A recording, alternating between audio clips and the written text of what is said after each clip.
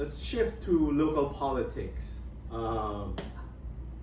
What made you get involved with local politics? Yeah, I was trying to go back 11, 12 years ago, where I started to get involved.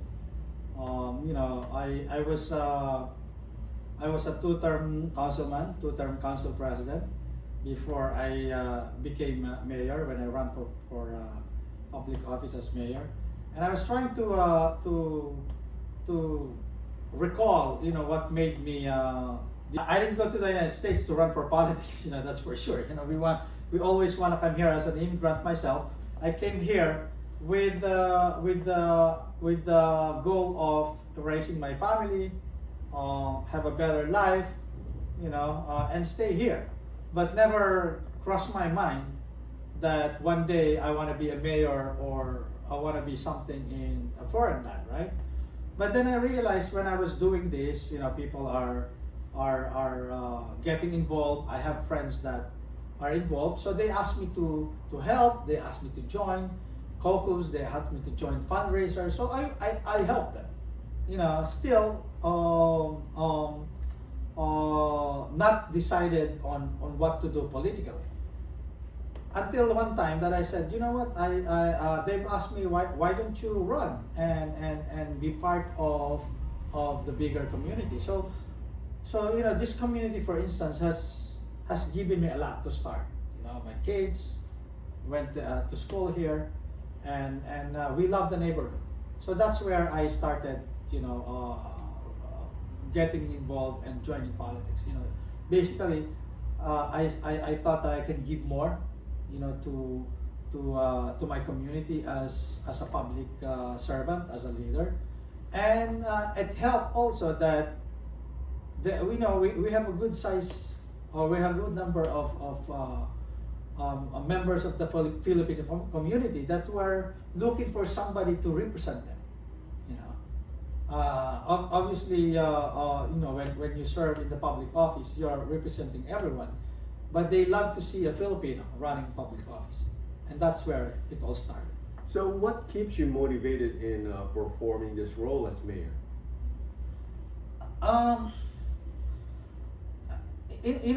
Like I said, I want to give back to the community. Okay. I want to see progress. I want to see success. Even a small amount of help that I provide to families, it gives me a sense of satisfaction as a person, as a leader, and seeing that we are able to make an impact to the lives of many and to the community is a big motivation for me. So are you progressive or conservative or liberal?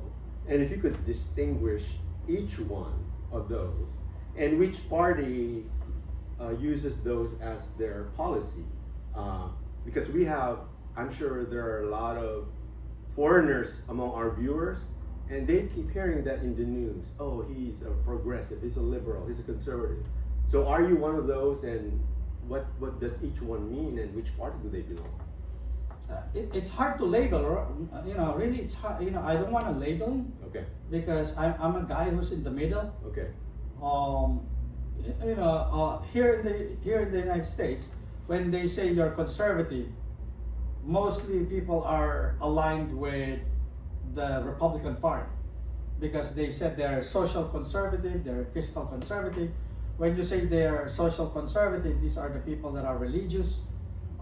They are conservative in the sense of family values, in terms of marrying man and woman. The traditional values of man, woman, that's the conservative, right?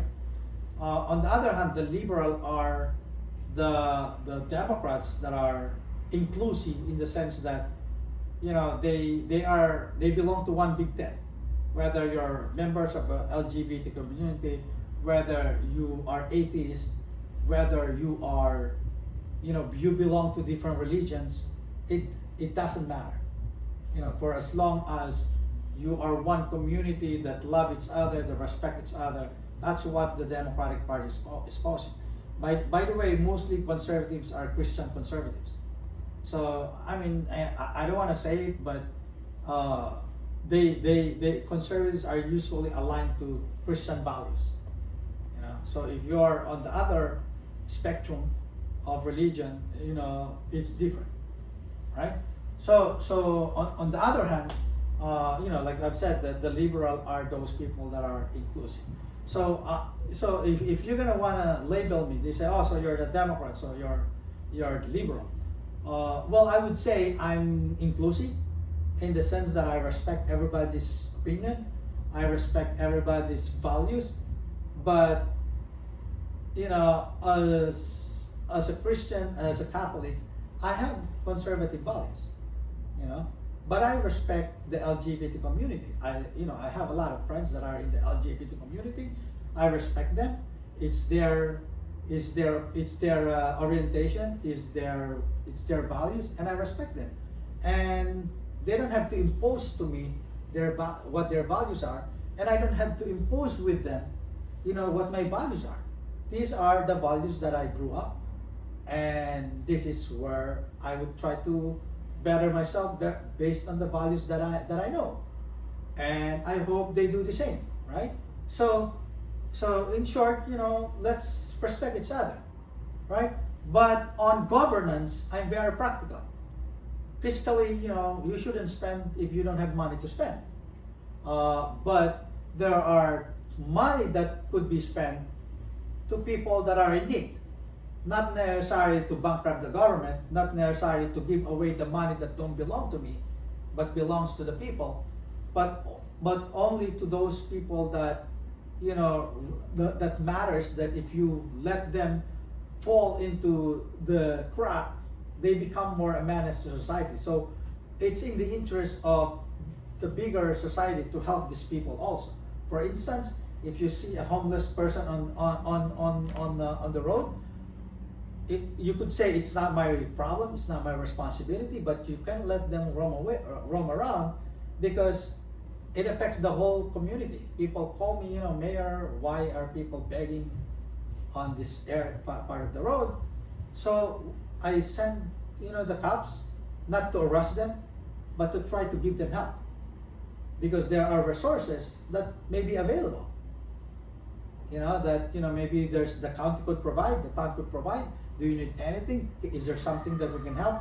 Of course, we can only do that, you know, if it's not prevalent. I understand in some communities, you know, it's you know, the swarming of this problem is bigger, you know. So versus communities like this, you know, if you have two people doing that, it's manageable to help, you know. So I'm not trying to be saying that I can solve everything, but you know, I fortunately we don't have this bigger problem, but you know, that's why we can still handle the situation. Good. How is your work relationship with the local legislature? I would say, you know, I'm very fortunate that I have a very great relationship with our council. They have supported my programs. I have supported their programs. I'm at the point now that I have a great relationship with the different department heads of my community, even the police department, the fire department. And I would tell you, it takes a while before you establish this kind of relationship, because when I was a new mayor, there were challenges, I would say, because they don't know me yet. They're trying to find out where my stand is, where my position is. But you know, on my 6th year, I think they know where I stand, you know, and what the things I can do and to help them. So what are the most pressing issues right now in Bergenfield? Well, I think not just in Bergenfield, but in a greater part of the region, in the state, and even in the country. You know, we are in a we are leading towards a challenge of affordability. You know, the inflation is so high right now, or we have a bigger inflation, and the amount of resources that we have. So I would say, you know, let's say governance, right? I have tons of projects that I want to do, but every local government or even the national government, we are faced with limited resources. You want to build something, but you don't have the money. You want to do something, but you don't have the money, right? You have the money that's only enough for you to spend to the things that are already set for you to spend. Salaries of your employees, regular infrastructure programs, social needs, all those obligations that a town would pay, right? So you are limited to those resources with regards to the amount of budget that you would, taxes that you could raise to fill your budget. So now, for every expenses, the additional expenses because of inflation, you cannot just say, you know what, let me raise taxes to fill the gap. So your elbow room is becoming thinner and thinner, or smaller and smaller, because you want to keep your budget low, because every time you increase your budget, you have to raise taxes. So it's really the question of affordability in terms of local government. Now, in terms of population, the same. You don't raise your salary every year, or even if it raises, the amount of expenses is increases more than the amount of money that you receive from your employer. So I always say affordability is a bigger challenge. We don't have a problem with public safety. We're one of the safest towns, not just in the county or in the state, but I would say we've always been ranking as one of the safest towns in the country of our size. A town of more than 25,000, we're always ranking. So I'm proud. I'm so fortunate of the accomplishment of our departments, our police department, for making this growth. Good, thank you, Mayor. What keeps you up at night as the mayor? Well, always when as a mayor of the town, you always pray that nothing happens, bad to your community. We are, like what I've said, we are a safe community, but not everyone is immune from crimes. Not everyone is immune from terroristic activities, right? But one big problem or one big challenge that we recognize is we hope that there's no accident occur, because we sit on a town that is passed by the railway, and the freight railway carries oil and flammable materials. So God forbids there is an accident. They said that it could burn a mile, from the train track to your community. So I hope that there's no accident. I hope that there is no derailment, and I hope that we are safe from those accidents. And of course, you always pray that and hope that your community is always safe. I agree. Thank you, Mayor. How do you address the needs of underserved communities? We have a great program. Our health department provides free vaccinations on many communicable diseases. We have a regular vaccination drives.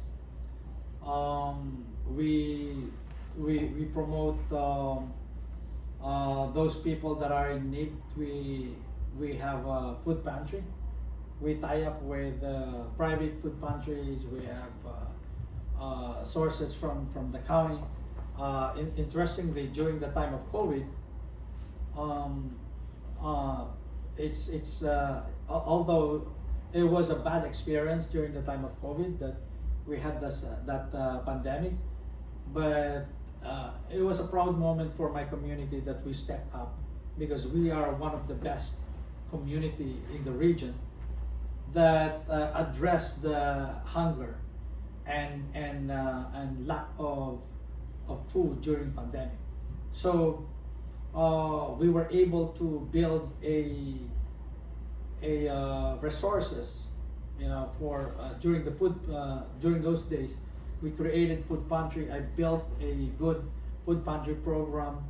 I got I established donations from organizations that bring here weekly pallets of fresh produce. I have donations from other non-government organizations, non-profit. So we have we help our residents that are in need, and those other towns in the region that needed help. So the president of the task force from it's a national organization for food pantry. He said he was so amazed that a town like that or a town like this was able to do those. And he said, tell you frankly, you're unique in the United States because a lot of the things that you've done are done in the county and state level, not this kind of level. Awesome. So we're proud of that, and we're one of the first community that initiated the drive-through testing, as well as the first community that did the vaccination drives. So we were able to reach our goal quickly, and I'm so fortunate. I'm so glad that I have a great team, and the visions that we have for our community was really we were so focused in getting through the era of the pandemic. That was my first term. Wow. That was my first term. I when I was elected in 2020, so few months COVID hits, Yeah. like the month of March, and because COVID started in New York City, so and we are a bedroom of New York City. A lot of people here work in the city Mm-hmm. and come back here. Yeah. So whatever they got from the city, they brought them here. Yeah. So the amount of infection during the time of COVID was so fast. Mm-hmm. So, what is your approach in solving homelessness or housing affordability? Here in the state of New Jersey, we have the fair share regulations. So, I'm not saying there's no homeless in Bergenfield, but it's very minimal. If we have homeless here, we reach out with the county and we give them some shelters. But in terms of that's a short-term solution. Mm-hmm. On a long-term solution, we're doing great with our compliance with the fair share regulations, meaning that our obligation to provide affordable housing is minimal compared to the other towns. As a matter of fact, because of our compliance, for the next round of compliance, just for those people who don't understand, here in the state of New Jersey, a town like this is obliged to provide a certain number of affordable housing. So whenever an apartment is built, 20% of that apartment complex, for instance, should be allocated for affordable housing. So with all the things, because some towns only requires 10%, a lot of them requires 15%. But for us to be able to cope up with the obligations, here in our town we approved 20%. The investors are, the apartment investors are not happy because it's high, Mm-hmm. but that we are able to perform or to comply with the obligation. So in return, we give them some tax abatement so that they can cope with the 20% regulation. So right now, the next round, according to our planner, when the number came back, they said that we have zero obligation for the next round. So I'm just completing the, I think, 137 or 200 number of units that I need to comply for me to satisfy the other obligations. And we have some investors that want to build in our community. That's good. Good to know. Mr. Mayor, what is the biggest challenge to your local economy, and how do you, as the mayor, try to overcome it?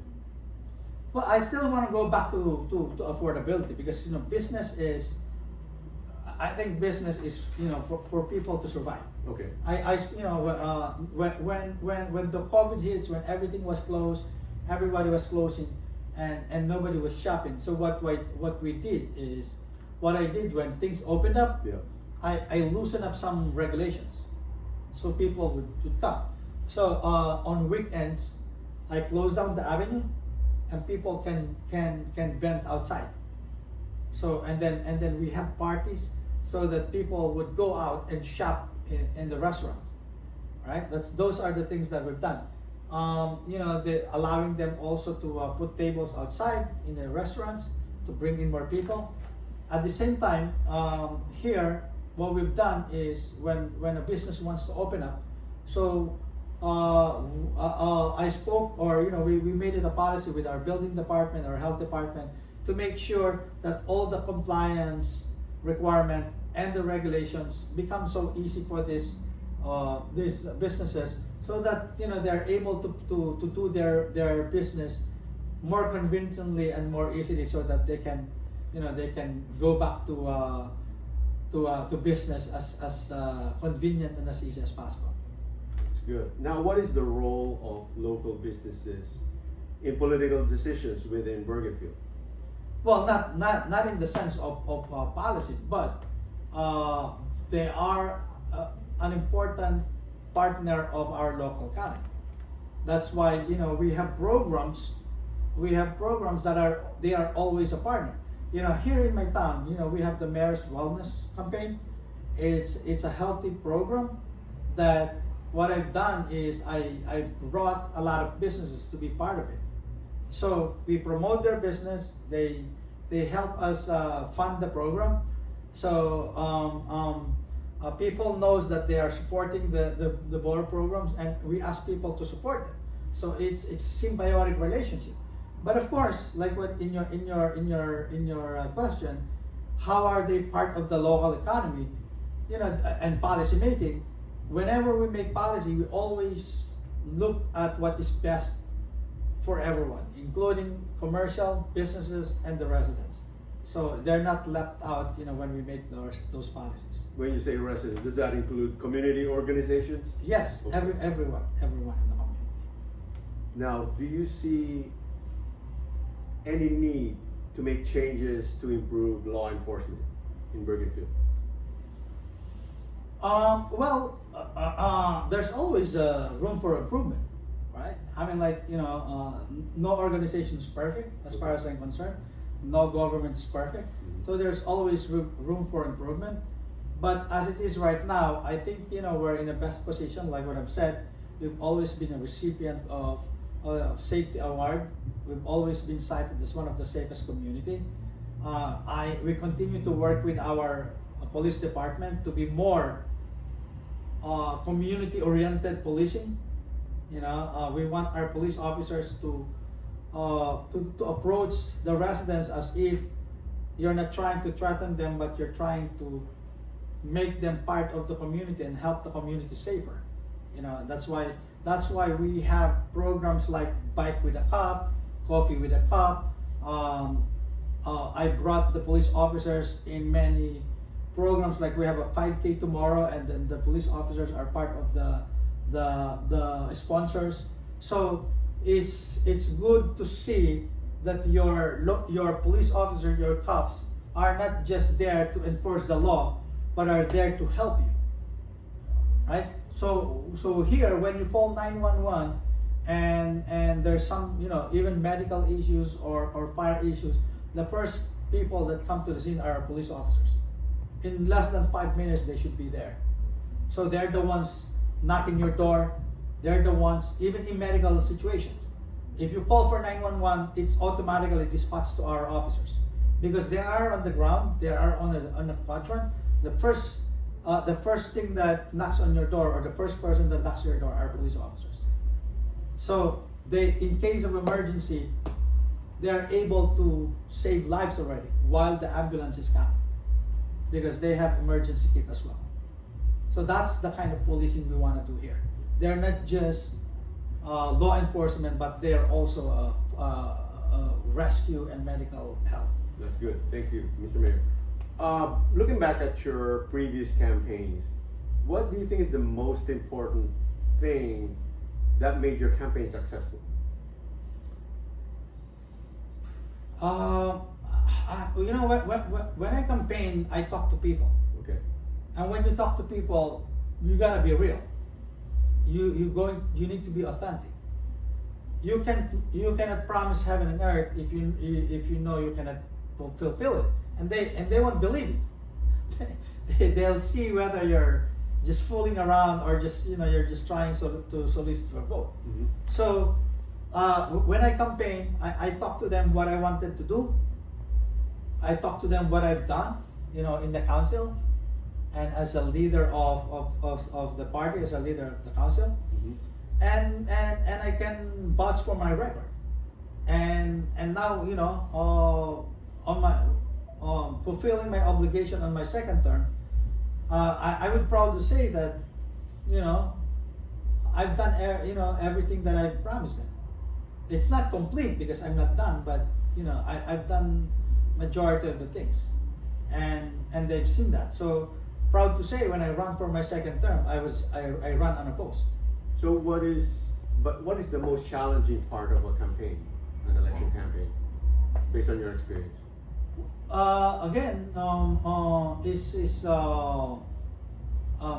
Making people understand that they are part of the community.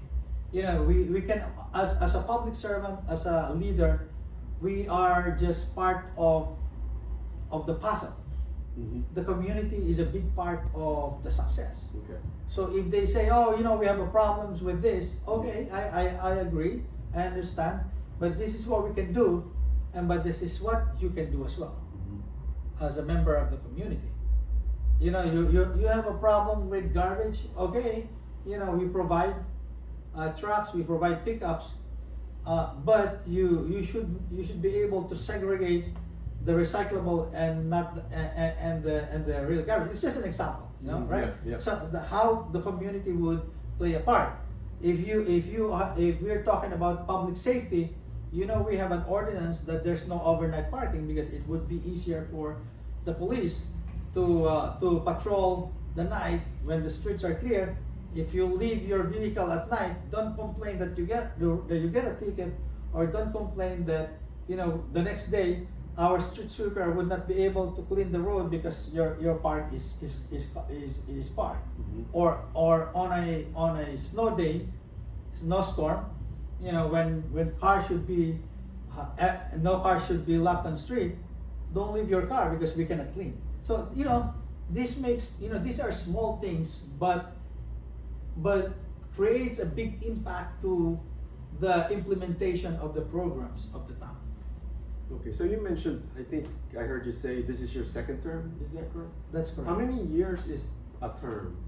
It's a 4-year term for 4 years for one term. For one term. And is there a maximum number of terms for mayor? Not here, yeah. So you can run as much as you can. Oh my goodness!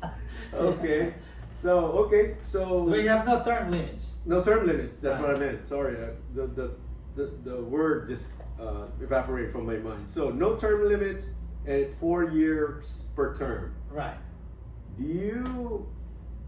What is your goal after this second term expires? Are you going to run for re-election, or are you going to pursue a state level position, elective position, or a federal level position?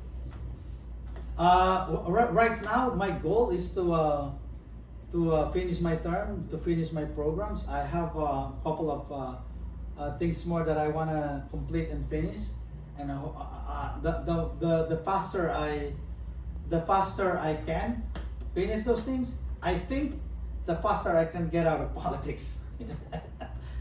Because like what I've said, I've made promise to my constituency that I want to do this. When I run for public office, I focused on 4 things. infrastructure development, provide good recreation facility for our youth, economic development, and financial stabilization. Financially, over the last 6 years, when I run for public office, in those 6 years, I think we have three or four zeros. I never raised taxes in 4 of those years. We raised taxes last year, and we raised taxes this year because of the inflation, because we cannot hold it anymore. So the amount of, I was able to raise more money in revaluation of some of our properties that we were able to fill the gap when we didn't raise taxes. So all in all, if you average our raises over the last 6 years, it's not going to go up to 1%. So which is, compared to a 4 or 5% inflation rate, a raise of 1%, we've done a great job while maintaining a robust and healthy surplus for my town. So I'm not in debt. I'm in debt, but we're paying off our debt, but we have a budget surplus. That despite the fact that I built a new borehole, I built multi-million-dollar recreation facilities. Humbly and proudly, I paved more roads in the last 6 years, probably more than the 50 years of whoever governing the town. So we've been repaving. We're repaving our roads faster than many of the years in the past. So we brought back the services to the people. Not to mention the social services that we do. We have social programs, like we've said. We have food pantry. We have strengthened our food pantry. We have one of the most successful Halloween program in the region. If you see this, we close this avenue down to Main Street. We have like thousands of kids, because we don't want kids knocking on doors, and they still do that, but we have like 100,000 of candies distributed to the kids during the Halloween with their costumes and everything. So we have summer concert program. We have name it. From the winter down to the fall, we have a complete set of programs. And despite those, we are financially stable. We've built parks. We've renovated 18 parks in the last 5 years, and our kids are winning county and state sports programs. And for me, investing on our youth is investing on the future of our community and our town. If kids are busy playing baseball, basketball, and doing their things, I think it's great for our community, because you avoid or you prevent them from going astray, doing things that are not good for our kids. Good, thank you. I'd like to give you a box of chocolates as my humble token of appreciation for joining me in my first episode. Thank you, sir. You're welcome. Please, if you found value from this podcast, please hit the thumbs up button to like it, and then put a comment to suggest or give a reaction. Subscribe to this channel and share it with your friends and family. In as much as the immigration law is complicated and it's very tricky, there's really no secret. Immigration is a law. So if you follow the rule, or if you follow the law, in most likelihood, you will keep your status here in the United States. There are so many tempting situations wherein you want to shortcut, or you want to circumvent the rules or the law. That is very risky, and that is very difficult, especially nowadays that the immigration law is enforced in a very, or scrutinized, with all the energy of the Homeland Security.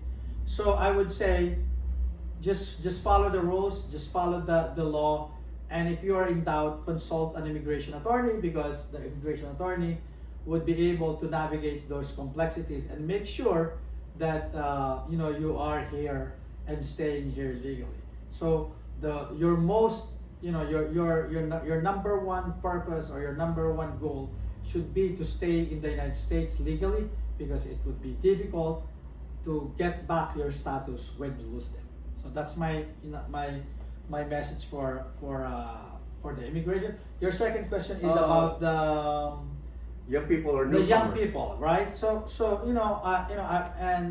and I've been trying to, especially here in the United States, right?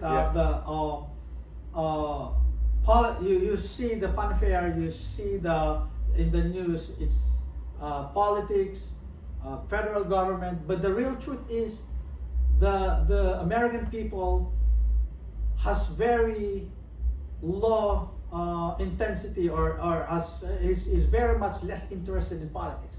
Nobody wants politics, So what you see in the news, what you see in the federal government is just the federal government. But on the local level, people are not political in nature. But the people here are observant. The people here are making the people accountable. The public officials are accountable. But there is a big opportunity. If you are a young kids, or if you are, somebody who wants to get involved, there are lots of opportunities for you to get involved. There are lots of committees, there are lots of organizations for them to get involved. Because you want to need something, but because you are able to air your grievance, or you're able to air whatever you want to say, or you want to participate with the government. Thank you so much, Mr. Mayor. I am honored by your presence here, and I appreciate you joining me for this interview. And I hope you join me again in the future when we have another topic to discuss, to talk about. And for our audience, thank you so much for watching. I hope you enjoyed this episode. So I will see you again in my next episode. Have a good day. Thank you.